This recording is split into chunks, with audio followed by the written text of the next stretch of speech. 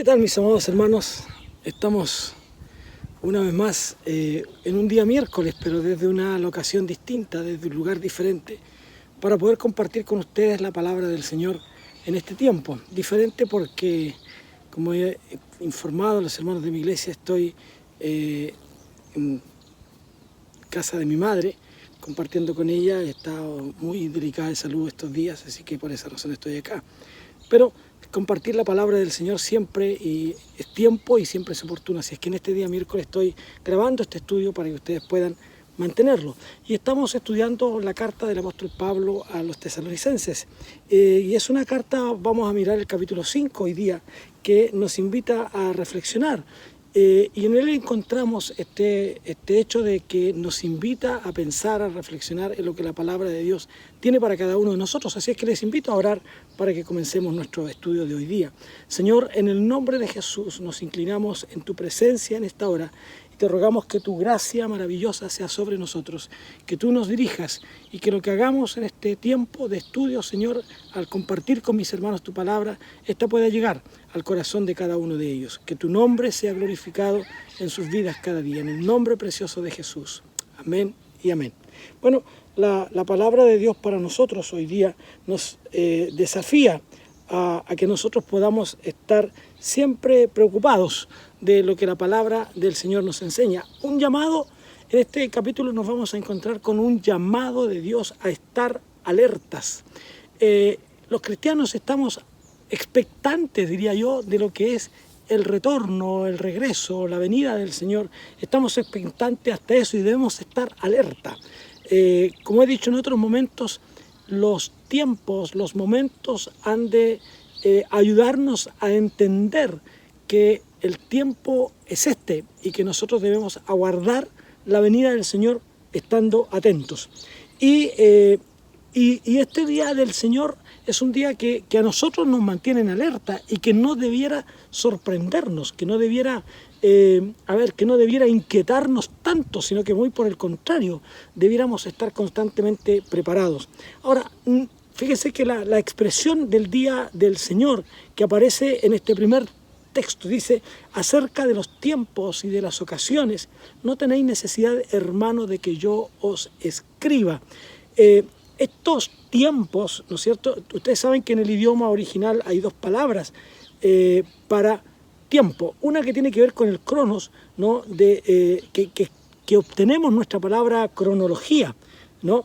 Que que son para que la iglesia se mantenga alerta en esto. Cronología, vayan mirando, vayan analizando, vayan observando, porque estas cosas son parte de lo que ustedes necesitan. Dice, porque vosotros sabéis perfectamente que el día del Señor vendrá así como ladrón en la noche. Veamos un poco esto. Estar atento a los tiempos. Estar observando desde la palabra del Señor, desde la Biblia, no solamente observar desde la distancia, sino observar desde la Biblia lo que la palabra del Señor nos está entregando, lo que la palabra del Señor nos está entregando cada día a nosotros. Y eso es lo que debe mantener al creyente expectante. Por eso que dice, porque vosotros sabéis perfectamente que el día del Señor, esta expresión, el día del Señor, ¿no? Vendrá, dice, así como ladrón en la noche. Cuidado que, a ver, la venida del Señor no está oculta, ¿ya? Cuando nosotros, la iglesia que espera con atención, que espera con inquietud, que espera con precaución, que espera leyendo la palabra del Señor, no será sorprendida con la venida del Señor. La iglesia existente en el minuto en el que el Señor venga no será una iglesia que esté, que esté sorprendida, que sea hallada sin esperar, sino que será una iglesia que estará esperando, atenta. Por eso que dice, la iglesia hoy día, nosotros como iglesia estamos esperando el retorno del Señor, ¿no? Por lo tanto, no es para nosotros este mensaje de que Él vendrá como un ladrón. Nosotros no esperamos que el ladrón venga, no esperamos que dejarle una nota que diga, ¿no es cierto?, bienvenido, qué bueno que vino. No, nosotros estamos, somos, para los no creyentes, serán sorprendidos, ¿no?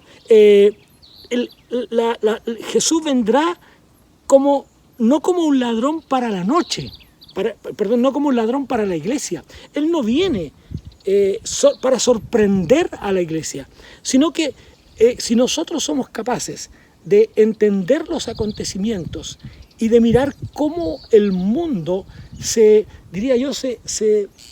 abruma y se siente obnubilizado por tanta cosa, eso entonces va a hacer que el mundo sea sorprendido, pero no la iglesia, porque la iglesia tiene, a lo menos diría yo, dos elementos que son necesarios y que le hace entender que debe estar expectante. Una de esas cosas tiene que ver con los acontecimientos y otra con la palabra del Señor. La palabra del Señor nos está indicando correctamente lo que está aconteciendo, lo que está ocurriendo, lo que está pasando, y nosotros debemos aguardar ese tiempo con expectación. Ahora bien, cuando dice el día del Señor vendrá repentinamente, ¿ya? Vendrá cuando tal vez nosotros no lo imaginemos, tal vez nosotros no lo pensemos. En ese momento vendrá el Señor. Dice, cuando digan paz y seguridad, entonces vendrá sobre ellos. Fíjense cómo cambia aquí el sentido. Primero está como direccionado hacia la iglesia, ¿no? Pero aquí cambia el cambio, ¿no es cierto? Pablo está dirigiéndose primero a los hermanos, se dirige a la iglesia, pero aquí el apóstol Pablo habla acerca de ellos, ¿no? Acerca de ellos, y dice que ellos serán sorprendidos, ¿no?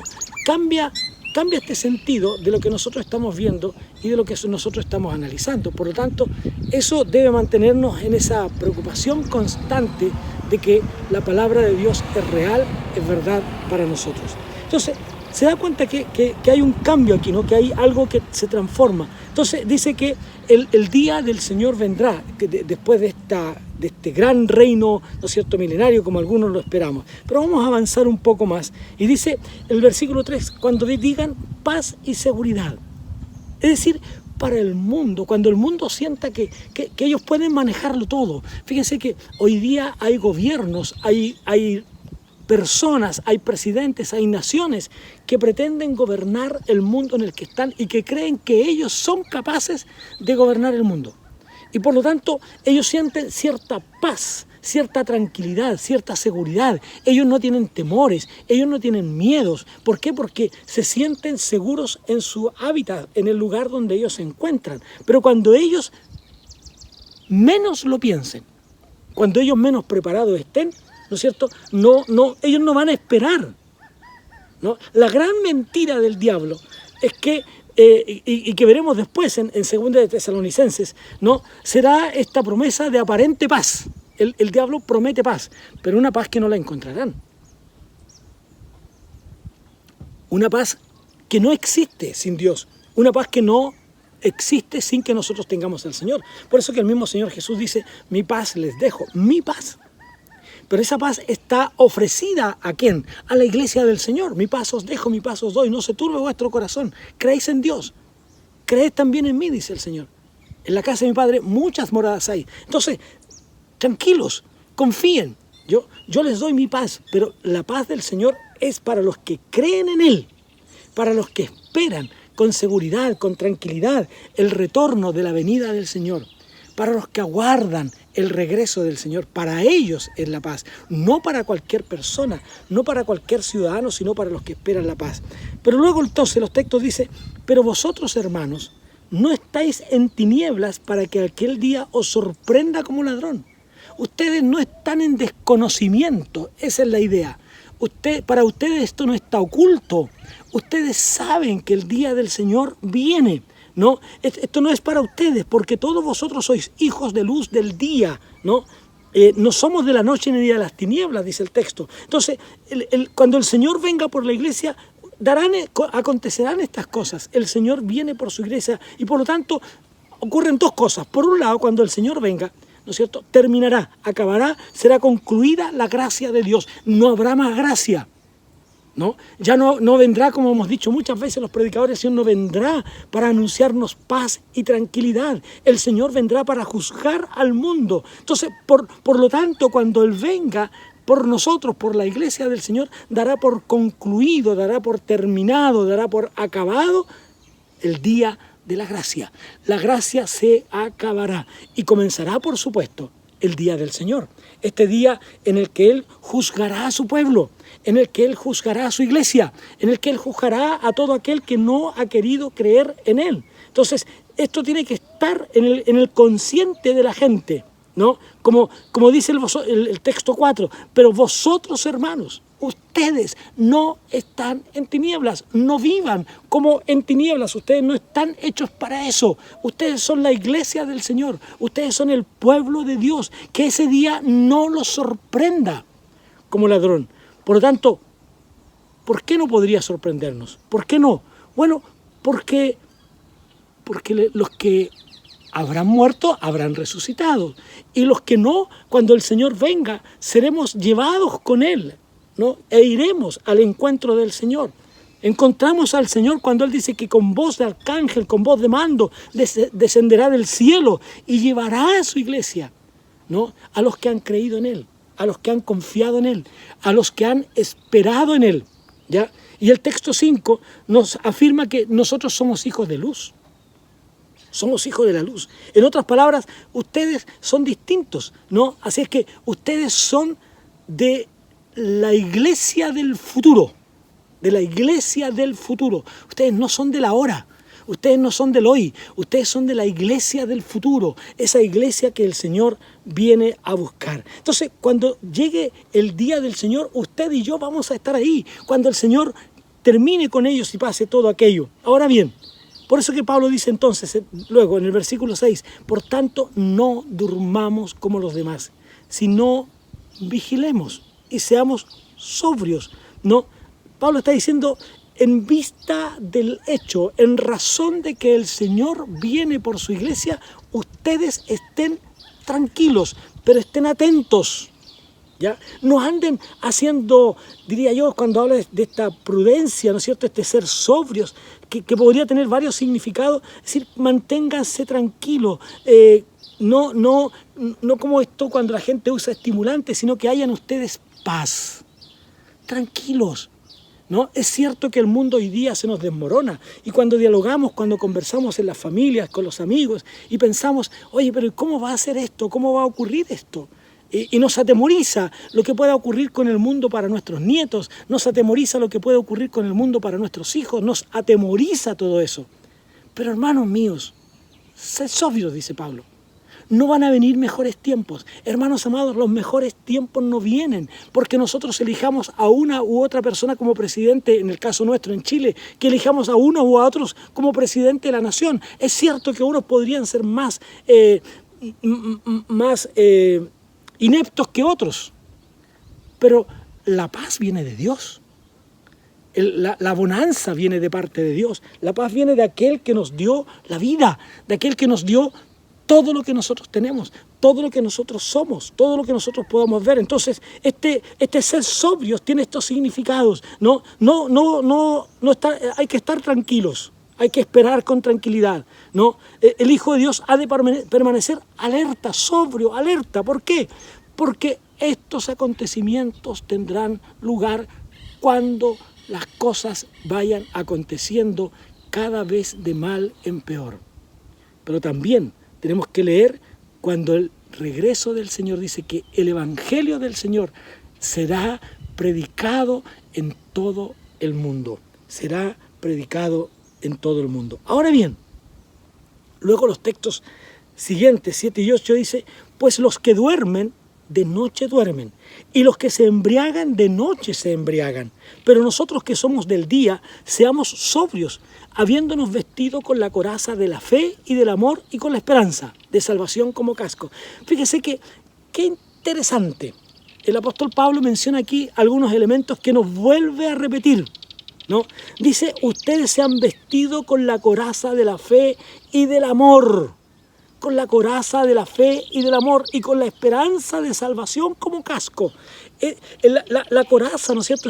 Ustedes se han vestido de coraza de fe, ustedes han creído, por lo tanto, la fe en Dios no permitirá que los dardos del maligno lleguen hasta ustedes. La fe. Si ustedes tienen fe, aunque, como dice Marcos, aunque comieren cosa mortífera, no les hará daño. Ustedes irán predicando el Evangelio a muchas personas, a miles de personas, a cientos de personas, y nada vendrá sobre ustedes. O como dice el Salmo, aquel maravilloso, ¿no es cierto? El Salmo 91, no vendrá sobre ti una plaga que te mate, una plaga que te doblegue, sino que el Señor te cubrirá. Hermanos, cuando un misionero va predicando el Evangelio y se encuentra con miles de dificultades, yo quiero decirle que la paz de Dios, la gracia de Dios, la protección de Dios está sobre esa persona. Pero está, ¿por qué? Porque Dios está con él, porque Dios lo acompaña, porque entonces tenemos que tener aquella coraza de fe. Y cuando tenemos fe en el Señor Jesús, entonces somos capaces de compartir amor con los demás. La fe ha de producir en nosotros amor hacia los demás, ¿no? Amor. No podemos desviarnos de aquello. Si usted dice que tiene fe, es como cuando decimos, si usted dice que ama a Dios, ¿qué tiene que haber? Tiene que amar también a su hermano. Porque si usted dice que ama a su hermano, es que entonces ama a Dios. Porque si ama a Dios, a quien no ve, no es posible. Si usted ama a Dios, a quien no ve, no es posible que no ame a su hermano. Si usted no ama a su hermano, entonces no ama a Dios. Y la fe produce en nosotros este amar a Dios y amar a nuestro prójimo. El primer gran mandamiento es: amarás al Señor tu Dios con todo tu corazón, con todas tus fuerzas, con toda tu alma. Y el segundo es semejante, dice: amarás a tu prójimo como a ti mismo. La fe en Dios produce amor al prójimo. Estas cosas van juntas, amados hermanos, no podemos separarlas. Entonces, vestidos con la coraza de fe y del amor, y luego dice, con la esperanza de salvación como casco. La salvación es un hecho, pero la salvación, ¿qué produce en nosotros? Produce la esperanza del retorno del Señor. El Señor vuelve por su iglesia.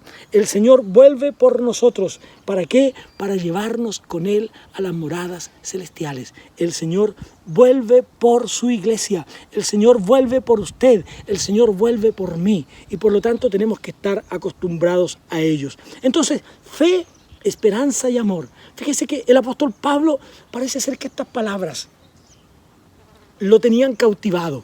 Ya lo ha mencionado antes en Tesalonicenses, lo menciona también en 1 Corintios cuando dice, permanecen la fe, la esperanza y el amor, estos tres, pero el mayor de ellos es el amor. Parece que estas palabras eran centrales en su vida y que son palabras que ustedes y yo debemos buscar en el Señor. Fe, esperanza y amor. La fe produce esperanza, pero también la fe nos ayuda a amar a aquellos que nosotros no conocemos, aquellos que están más allá de nosotros, que no entendemos muchas veces. Nos ayuda a amar al inmigrante, como nuestros hermanos que han llegado de otras nacionalidades. Nos ayuda a amar al desvalido, al que está en opresión. Nos ayuda a amar al enfermo, nos ayuda a amar al huérfano, a la viuda. El amor de Dios, y sobre todas las cosas, hermanos, el amor de Dios nos ayuda a amar también aún a nuestro enemigo. No importa quién es nuestro enemigo, simplemente tenemos que amarlo. Entonces, en esta carta, estas 3 palabras aparecen por lo menos estas 3 veces ya. Fe, esperanza y amor. Y como dije, aparecen también en 1 Corintios. Estas palabras que cautivaron al apóstol Pablo. Entonces, el trabajo, la constancia en la esperanza, que eran virtudes de los tesalonicenses, como el Señor Jesús, como el apóstol Pablo le dice a ellos. Yo conozco de la fe de ustedes, de esa esperanza, de vuestro trabajo. Yo conozco de aquello, ¿no? Pero el amor, amados hermanos, nos hace a distancia, ¿no es cierto? La fe nos hace mirar hacia el pasado, nos hace mirar hacia atrás, hacia lo que el Señor ha hecho por nosotros, cómo el Señor nos salvó. La esperanza nos hace mirar con satisfacción, con alegría, lo maravilloso que el Señor hizo al rescatarnos, al perdonarnos, al darnos nueva vida, al darnos libertad. El Señor nos perdonó. Eso hace la fe mira hacia atrás, ¿no? Pero también el amor mira hacia este momento. ¿Cuánto amamos al Señor? ¿Cuánto lo amamos? ¿Cómo amamos al Señor? La fe nos hace pensar en este Dios al que nosotros amamos hoy día. La fe nos hace pensar en esa persona a la que nosotros amamos, en esa persona que nos ha hecho daño, en esa persona que no nos quiere, etcétera, etcétera. Pero la esperanza, ¿no es cierto?, nos hace ver también hacia el retorno del Señor, ese glorioso momento en que el Señor vendrá por nosotros, ese maravilloso momento en que el Señor regresará por su iglesia, ese maravilloso momento en que el Señor vuelve por usted y vuelve para darle a usted vida eterna, pero una vida en abundancia. Así es que se dan estos 3 elementos, ¿no? La fe que mira hacia el pasado, mira hacia lo que Dios hizo con nosotros, nos restauró, nos perdonó, nos reconcilió con Dios, el amor mira hasta este presente, nos enseña a amarnos, ¿no? No tan solo a amar, sino que nos enseña a amarnos, ¿no? Y luego entonces opera esta esperanza que aguarda el futuro, el regreso del Señor por nosotros, el regreso que Dios tiene para cada uno de nosotros. El apóstol Juan escribe en su carta y dice: amados, ahora somos hijos de Dios y aún no se ha manifestado lo que hemos de ser, pero sabemos que cuando Él se manifieste seremos semejantes. Eso es mirar hacia el futuro, eso es mirar hacia allá. Seremos semejantes a Él, ¿no? Seremos igual como Él, porque le veremos tal como Él es. Le veremos como Él es, como nuestro Dios, como nuestro Padre, como nuestro sostenedor. Él es, por eso que es clave para nosotros, ¿no?, lo que el Señor ha hecho en nuestras vidas. El apóstol Pablo dice, estando persuadido de esto, que el que comenzó en vosotros la buena obra la perfeccionará hasta el día de Jesucristo. Es decir, hermanos, nuestro futuro está asegurado. Juan 14 dice que el Señor fue a preparar una morada para nosotros, que Él fue a preparar un lugar porque Él quiere que usted esté donde Él está, que nosotros estemos junto con Él para siempre. Fue a preparar un lugar para nosotros y por lo tanto allí vamos a estar con Él para siempre. Pero luego entonces dice, él dice, el apóstol Pablo, escribiendo a los hermanos de Filipo, dice, él les está persuadiendo, ¿no? Persuadiendo. Que el que comenzó en vosotros la va a perfeccionar, porque cuando en este camino de la santificación en el que nosotros estamos, aguardamos con esperanza gloriosa y maravillosa el retorno del Señor. Ahora bien, fíjese lo que dice Pablo ahora en el versículo 9 de esta carta. Dios no nos ha puesto para ira, sino para alcanzar salvación por medio de nuestro Señor Jesucristo.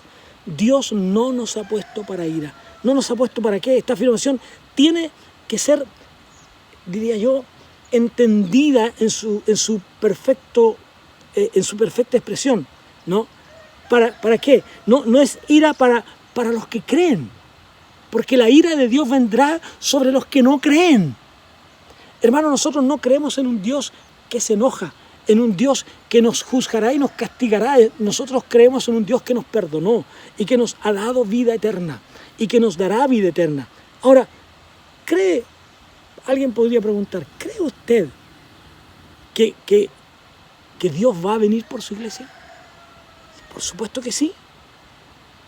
Dios viene, ¿no? Dios viene para nosotros, viene por su iglesia, porque Él nos salvó por medio de su gracia maravillosa. Cuando Él venga, llevará a su iglesia. Y luego entonces, por eso que los versículos 9 y 10, ¿no es cierto?, terminan diciendo que Dios no nos ha designado para alcanzar salvación por medio, nos ha designado. Dios nos tiene ya la salvación designada. Usted tiene una morada eterna en los cielos. Tenemos una morada. Ahora, luego dice el texto siguiente, ¿no? El texto 10 dice, ¿quién murió por nosotros? Para que ya sea que vigilemos o que durmamos, vivamos juntamente con Él. Si vivimos, para Él vivimos. Y si morimos, para Él morimos. Entonces, nosotros los creyentes ya hemos traspasado la barrera de la muerte. No debiera inquietarnos la muerte. ¿Por qué? Porque el Señor nos ha prometido vida eterna y esa vida está escondida en las manos del Señor. Y pronto grandes, medianos y hombres y poderosos y no poderosos, humildes, sabios, ignorantes, el Señor nos llevará a todos, sin distingo, a su presencia, la gracia de Dios. Entonces, veamos algunos elementos que nos plantea esta carta. Y vamos a mirarlos de tal forma que podamos comprenderlos de la mejor manera. Fíjese que, por lo cual, dice el versículo 11, por lo cual, animaos unos a otros, ¿no? Animaos unos a otros y edificaos unos a otros. Vamos a ver algunos elementos que nos plantea esta carta. Pablo dice que los creyentes de Tesalónica ya estaban haciendo este trabajo, ¿no? Dice, animaos unos a otros, lo cual quiere decir alentaos, anímense unos a otros, ¿no? Animaos, anímense. Y luego dice, edificaos unos a otros. ¿Qué está diciendo Pablo? Edificar aquí es como una tarea común, es la construcción de todos, es cuando todos nos ponemos de acuerdo para construir algo, para hacer algo, ¿no? Comunicándonos la palabra de Dios, ayudándonos con la palabra de Dios, estimulándonos con la palabra de Dios. Cada uno de nosotros jugamos un papel importante en esto, ¿no? Cada uno de nosotros juega un papel demasiado importante y tenemos que mirarlo desde esa perspectiva, desde ese trabajo. Tenemos que ayudarnos, nosotros tenemos que buscar la manera de ayudarnos unos con otros. Por eso entonces que este capítulo nos recuerda estas acciones en la vida del creyente, en la vida del discípulo de Cristo. Tenemos que recordar estos elementos que nos ayudan. Fíjense lo que dice, lo que leíamos recién, ¿no? Animaos unos a otros, edificaos unos a otros, así como lo estáis haciendo. Los hermanos de Tesalónica estaban haciendo bien la pega, estaban haciendo bien el trabajo, estaban estimulándose, estaban construyendo sus vidas, ¿no? Por eso que la palabra de Dios dice, a fin de que el hombre de Dios sea enteramente preparado. Pero ¿cómo se prepara el hombre de Dios? ¿Cómo crece el hombre de Dios? ¿Cómo crece el Hijo de Dios? Si no es a través de la enseñanza que cada uno realiza. Usted desde su área, desde su don que el Señor le ha dado, otros desde su área y desde el don que Dios le ha dado, y cada uno de nosotros edificándonos unos a otros. Así como lo estáis haciendo, Pablo los estimula, edificaos unos a otros. Entonces, ¿qué pasa? Ya esta iglesia naciente, la iglesia de Tesalónica, que era una iglesia que el apóstol Pablo había logrado, digamos, instaurar, ¿no es cierto?, instalar allí en Tesalónica, era una iglesia en la que él había trabajado. No era una iglesia que él había llegado para continuar la enseñanza, la instrucción. Era una iglesia que él había, por decirlo así, construido.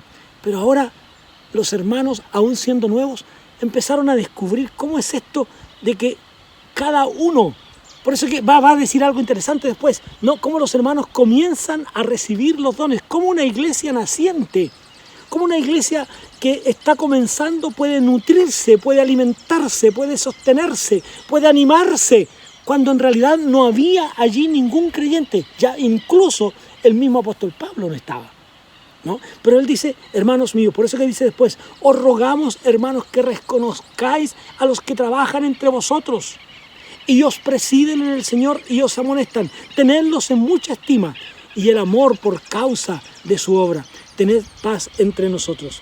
Aquí tenemos un elemento interesante y que están relacionados entre ellos, ¿no? Dice que reconozcáis, que ustedes puedan comprender, que puedan entender a aquellos que enseñan la palabra de Dios. Pareciera ser que en la iglesia de Tesalónica y de repente ocurre, ¿no? Y ha pasado a través de la historia. De repente alguien dice, pero ¿y quién es este que me viene a enseñar a mí? Si este es muy nuevo, si esta persona acaba de conocer a Cristo y me va a enseñar a mí que llevo 20 años, 25 años, 30 años en el Evangelio. No, la Biblia dice reconozcan, ¿no? Reconozcan a ese que trabaja, compréndanlo, ayúdenlo, ¿no? Reconocerles, tiene esta idea de ser agradecidos.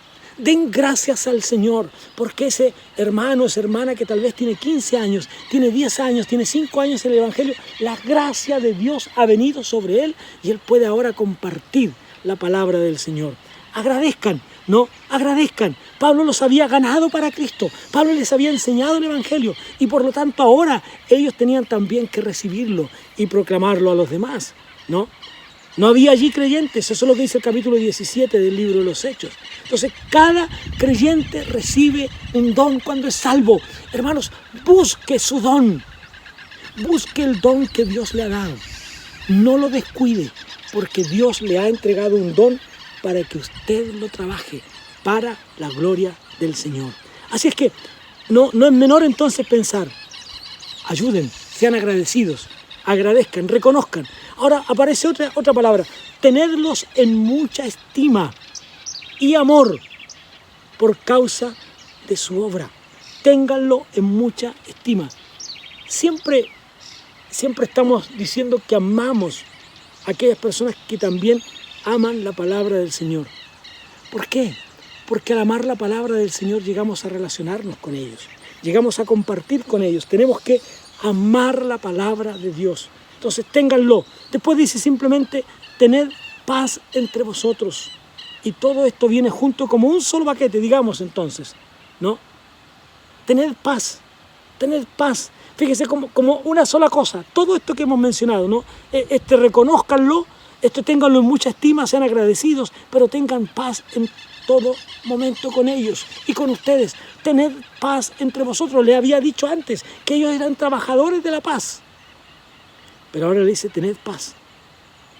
Así que sigamos trabajando, sigamos haciendo el trabajo de la hora, porque cuando cada uno está tratando de... Fíjense que en la iglesia, y esto es interesante que lo miremos desde esta perspectiva, cuando en la iglesia nosotros estamos pensando, imagínense usted una orquesta, si todos tocáramos de manera como quisiéramos, ¿no? Si todos nosotros tuviéramos un instrumento y supiéramos tocarlo, y cada uno de nosotros tocara lo que quisiera, ¿se imagina cómo se escucharía? Pero qué distinto es cuando cada uno toca un instrumento, pero lo toca en base a una armonía, en base a una melodía, a una composición musical.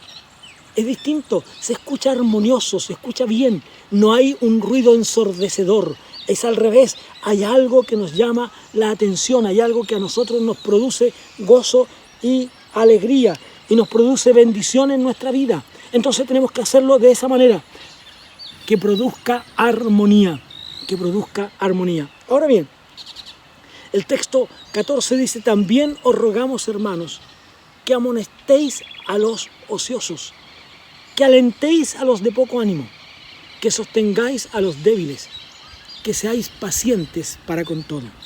Fíjese usted, que amonestéis a los ociosos. Viene, y fíjese que esto viene después de tener paz, ¿no? Ahora dice, a los ociosos, a los indisciplinados, a aquellos que no van dando el paso, a aquellos que están dando la nota equivocada, a aquellos que están desconectados del recto, ¿no? A esos hay que también apoyarlos. A esos también hay que ayudarlos. ¿Para qué? Para que den la nota adecuada. Que alentéis a los de poco ánimo, ¿no? No está hablando aquí de personas que tengan problemas mentales, ¿no? Sino hay personas que tienen mucho temor de hacer cosas, de buscar lo nuevo en el Señor. Pero si somos dirigidos por el Señor, encontraremos que todo será factible. Así es que alentemos a los de poco ánimo, ayudémoslo, digámosle, hermano, estoy contigo, ponga su mano allí sobre él, abrácelo y dígale, hermano, qué bueno, ¿no? Tú puedes hacerlo, hermano, tú puedes hacerlo. Yo quiero ayudarte, yo estoy contigo, yo estoy para animarte, yo estoy para ayudarte en este crecimiento, ¿no? Para ese que está desanimado, palabras como estas significarán mucho para ellos, ¿no? Así que hagámoslo. Luego dice que sostengáis a los débiles. Qué difícil es trabajar con aquellos que son débiles en la fe, ¿no? La idea, hablando de manera figurada, hay que levantarlos, hay que sostenerlos, hay que llevarlos para que ellos también puedan salir victoriosos, para que ellos también puedan avanzar. Son como niños, ¿no? Son como niños, los débiles son como niños. Pablo dice a los Gálatas y en otros textos también, que no seamos fluctuantes, llevados por cualquier viento de doctrina. No, seamos sólidos. Luego el texto 14 dice, pacientes para con todos. La paciencia, hermanos míos, es un elemento que a nosotros nos cuesta tanto. Nos cuesta tanto alcanzar la paciencia. Pero dice el texto, para que seáis pacientes para con todos. No es fácil. Porque a veces simplemente quisiéramos terminar con todo violentamente. Pero el desafío, la motivación, es que seamos pacientes para con todos. Ay, Señor, no debemos perder la paciencia. Mirad que ninguno pague a otro mal por mal. Antes seguir lo bueno, unos para con otros y para con todos. No hay que pagar mal por mal. Ahora, eso no significa, cuidado, no significa que de pronto nosotros no seamos capaces de decirle a alguien que está equivocado. Tenemos que hacerlo, pero hagámoslo con amor, hagámoslo con paciencia, hagámoslo con tranquilidad. Tengamos cuidado con eso. Quiero terminar con este texto. Estad siempre gozosos. Hermanos, el gozo no es felicidad. La felicidad es circunstancial. La felicidad tiene que ver con el cómo nos sentimos, como en el cómo se nos están dando las cosas que nos rodean. La felicidad tiene que ver con el cómo estamos viviendo la vida, en cómo estamos en ese momento, si estamos con trabajo, si no lo tenemos, si estamos en un problema matrimonial, si estamos en un problema con los hijos, si estamos en un problema de relación con nuestros compañeros de trabajo. La felicidad tiene que ver con esos elementos. Si esas cosas se dan bien, entonces somos felices. Pero el gozo no es así. El gozo se sobrepone a esas cosas. El gozo es el resultado de una relación espiritual porque es parte del fruto del Espíritu. Es parte del fruto del Espíritu. Por eso que el apóstol Pablo dice también, regocijaos, hermanos. Otra vez digo, regocijaos. Gócense, alégrense una y otra vez. Gócense, regocijaos en el Señor. Así que les invito a orar. Les invito a que oremos. Señor, en el nombre de Jesús, te damos gracias por tu palabra, por la bendición de tu amor y de tu misericordia. Y llévanos cada día a disfrutar de tu gracia. En el nombre precioso de Jesús. Amén y amén.